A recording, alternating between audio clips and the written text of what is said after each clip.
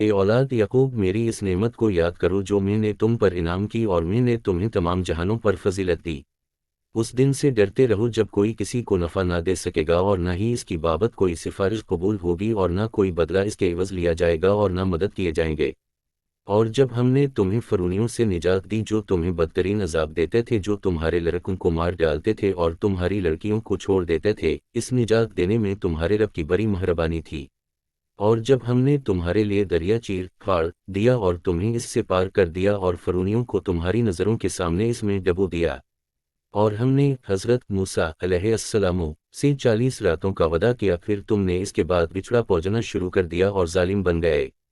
لیکن ہم نے باوجود اس کے پھر بھی تمہیں معاف کر دیا تاکہ تم شکر کرو۔ اور ہم نے حضرت موسیٰ علیہ السلام کو تمہاری ہدایت کے لیے کتاب اور معجزے عطا فرمائے۔ جب حضرت موسیٰ علیہ السلام نے اپنی قوم سے کہا کہ اے میری قوم، بچھڑے کو معبود بنا کر تم نے اپنی جانوں پر ظلم کیا ہے، اب تم اپنے پیدا کرنے والے کی طرف رجوع کرو، اپنے کو آپس میں قتل کرو، تمہاری بہتری اللہ کے نزدیک اسی میں ہے،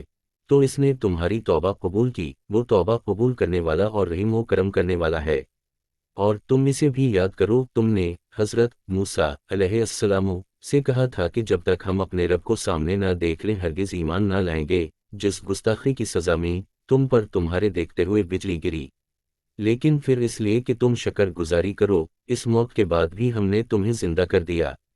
اور ہم نے تم پر بادل کا سایہ کیا اور تم پر من و سلوی اتارا، اور کہہ دیا کہ ہماری دی ہوئی پاکیزہ چیزیں کھاؤ، اور انہوں نے ہم پر ظلم نہیں کیا، البتہ وہ خود اپنی جانوں پر ظلم کرتے تھے۔ اور ہم نے تم سے کہا کہ اس بستی میں جاؤ اور جو کچھ جہاں کہیں سے چاہو با فراغت کھاؤ پیو، اور دروازے میں سجدے کرتے ہوئے گزرو، اور زبان سے حتا کہو ہم تمہاری خطائیں معاف فرما دیں گے اور نیکی کرنے والوں کو اور زیادہ دیں گے۔ پھر ان ظالموں نے اس بات کو جو ان سے کہی گئی تھی بدل ڈالی، ہم نے بھی ان ظالموں پر ان کے فسق و نافرمانی کی وجہ سے آسمانی عذاب نازل کیا۔